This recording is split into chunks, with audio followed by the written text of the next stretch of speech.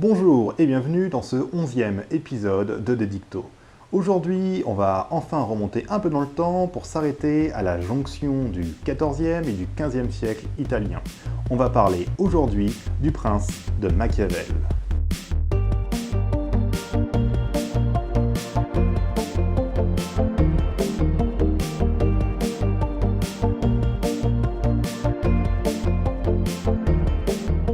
Nicolas Machiavel, né en 1469 et mort en 1532, était un penseur et philosophe italien, et plus précisément florentin. Mais avant de rentrer dans le vif du sujet, faisons un petit topo historique pour comprendre les enjeux de ce livre décisif qu'est Le Prince. L'Italie est loin d'être unifiée au XVIe siècle, puisqu'autour des États pontificaux se dressent des cités-États, des républiques ou des royaumes, qui constituent de grandes puissances commerciales et concurrentes qui se font régulièrement la guerre. La République de Venise, le Duché de Milan, le Royaume de Naples. Machiavel est pour sa part originaire de la République de Florence, dirigée depuis longtemps par les Médicis, anciens commerçants et banquiers, dont l'un des représentants les plus célèbres était Laurent de Médicis, dit le Magnifique. Ce dernier meurt en 1492 et laisse place à un fils plutôt incompétent. En 1494, le moine Savonarole met en place un régime théocratique qui tombe en 1498. Machiavel devient alors conseiller d'une république florentine bien fragile.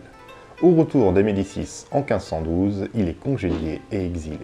Et c'est à ce moment qu'il entreprend l'écriture d'un livre qu'il nomme De Principatibus, que l'on peut traduire en français par Des Principautés ou Traité des Principautés, et qui deviendra pour la postérité Le Prince. Le livre est dédié à Laurent II de Médicis, le petit-fils de Laurent de Médicis, celui qu'on disait le Magnifique.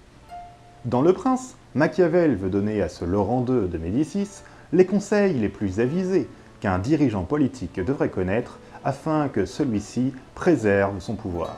Le Prince est donc un ouvrage qui fait de la politique un art qu'il s'agit de bien maîtriser. Et cet art, pour Machiavel, se déploie historiquement dans une période trouble dans laquelle les guerres et les complots se succèdent. Dans cette perspective, tous les moyens sont bons pour garder et préserver son pouvoir, et c'est ce que Machiavel veut montrer dans son livre. Celui-ci est composé de 26 chapitres. Dans chacun de ceux-ci, Machiavel théorise les manières les plus avisées de préserver son pouvoir, et ce, à partir d'observations historiques, et surtout de ce que l'homme est, et non de ce qu'on croit qu'il est ou qu'on aimerait qu'il soit. Or, l'homme, remarque Machiavel, est le plus souvent cynique, cruel, passionné, ambitieux et orgueilleux. Machiavel rompt ainsi avec la pensée politique du passé, en partant de la réalité historique et psychologique des hommes. Ainsi, on peut faire l'expérience que le début du XVIe siècle est particulièrement violent, et qu'il va falloir prendre en compte cette violence pour parvenir à ses fins. Pour Machiavel, il ne s'agit pas d'être bon, d'être juste, d'être moral pour parvenir à une harmonie politique, mais d'être efficace et rusé pour simplement s'assurer son pouvoir. Il n'y a pas de normes, il n'y a pas de règles au-dessus de la seule raison humaine pour préserver son pouvoir. Ainsi, Machiavel évacue complètement toute idée d'autorité supérieure, d'autorité divine, par exemple. Il ne s'agit pas d'être bon ou d'être juste, mais d'être simplement intelligent et efficace, et de prendre en compte les leçons que l'histoire peut nous donner. Les premiers chapitres du livre établissent une distinction entre les différentes sortes de formes de gouvernement, c'est-à-dire, selon Machiavel, les principautés et les républiques. Dans les premières, le pouvoir est aux mains d'un seul homme. Dans les secondes, de plusieurs qui discutent entre eux du bien commun. Machiavel s'intéresse ici aux principautés et sur la manière dont on peut les conquérir puis les gouverner. Il y a d'un côté les principautés héréditaires dans lesquelles le pouvoir est transmis au sein d'une même famille, et de l'autre, les principautés qui se conquièrent. Les premières sont plus faciles à gouverner, puisqu'il suffit de ne pas chambouler l'ordre établi traditionnellement. En revanche, les principautés conquises, que Machiavel appelle les principautés mixtes, sont difficiles à gérer, puisqu'il faut prendre en compte un nombre important de facteurs pour les conserver. Selon le type de principauté qui a été conquise, différentes manières de préserver le pouvoir sont ainsi possibles. De manière générale, le prince, dit Machiavel, doit s'attirer les faveurs du peuple. Et il doit agir différemment selon qu'il ait acquis le pouvoir par la conquête militaire ou par la ruse et le complot, qu'il ait reçu ou non de l'aide extérieure.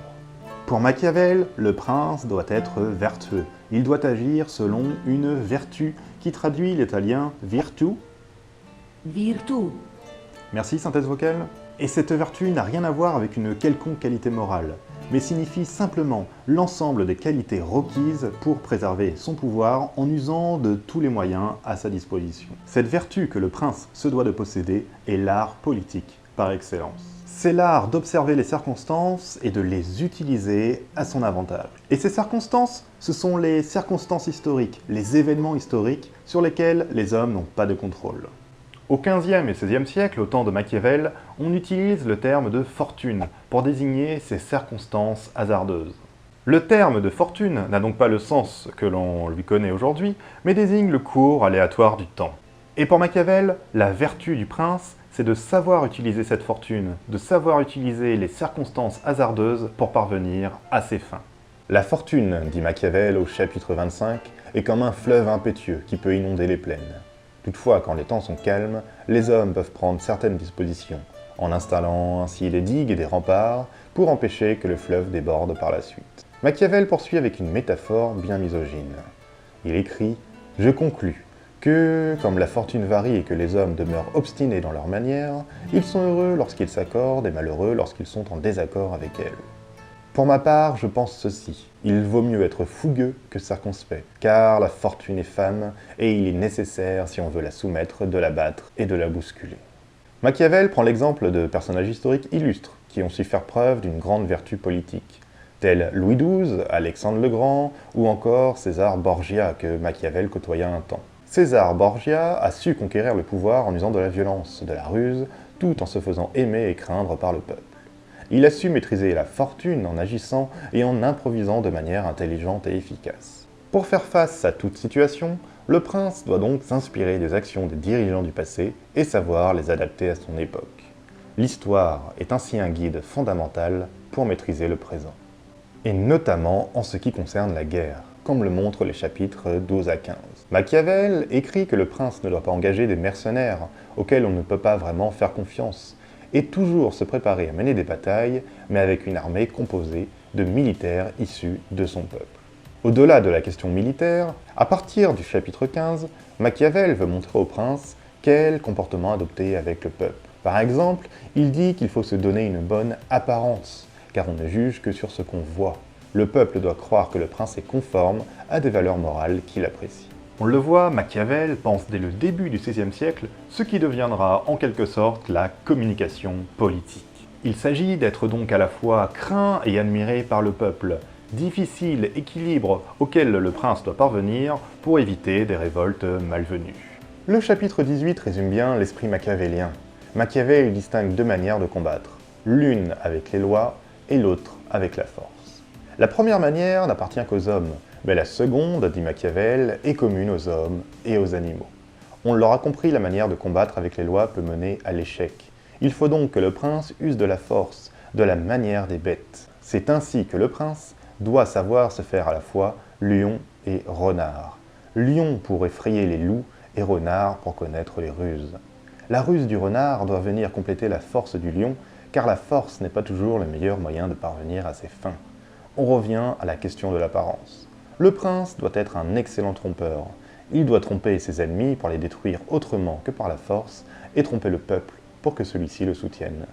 Le prince doit ainsi parfaire l'art de simuler et de dissimuler et savoir alterner la force et la ruse.